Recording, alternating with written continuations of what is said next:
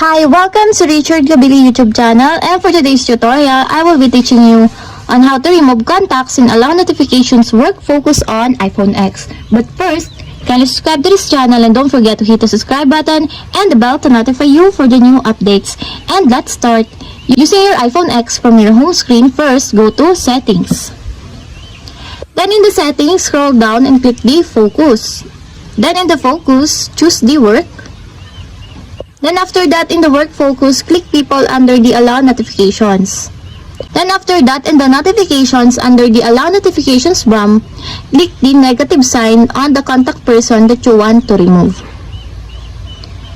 And your contact person is now removed. And that's it. We have successfully removed contacts and allow notifications work focus on iPhone X. If you have a question, kindly comment down below and don't forget to hit the subscribe button and the bell to notify you for the new updates. And thank you for watching!